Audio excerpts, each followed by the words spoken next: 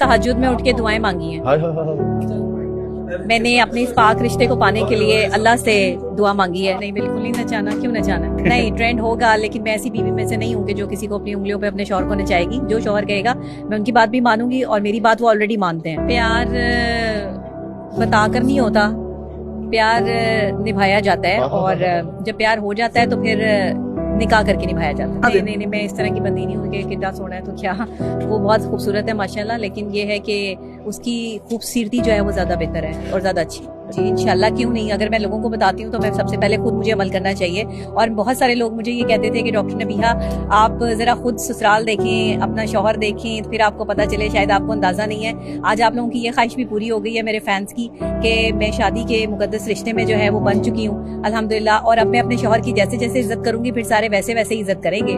ये मुझसे जो है वो आप सारी खवातीन जो है वो फिर वादा करें कि जैसे मैं इज्जत और एहतराम से रहूंगी, आप भी रहेंगे। बहुत चीजें, मैं 6 साल से हम साथ हैं, तो बहुत सारी चीजें सब्र और बर्दाश्त से यहाँ तक पहुंची हैं, तो ये निकाह तक बात पहुंची है।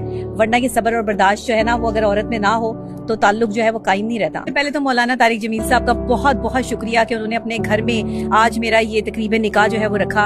और इतनी बड़ी बात, सारा मीडिया यहाँ पर, कि मैं सोच भी नहीं सकती थी, आप यकीन करें, कि लोग इतनी खुशी से आएंगे। और अभी तो मेरे जो फैंस, आप लोग जब ये वीडियो लगाएंगे और मेरे फैंस देखकर जितने खुश होंगे, ये इसकी बात और ही है। हारिस में तेरी पक्की पक्की मशहूर का गाना, इनके लिए सारे गाने अब इन्हीं के लिए हैं। मैं पहले भी इनको गाने सुनाती। खैर मंगा सोनिया मैं तेरी दुआ ना कोई होर मंग दी, नित खैर मंगा सोनिया मैं तेरी दुआ ना कोई होर मंग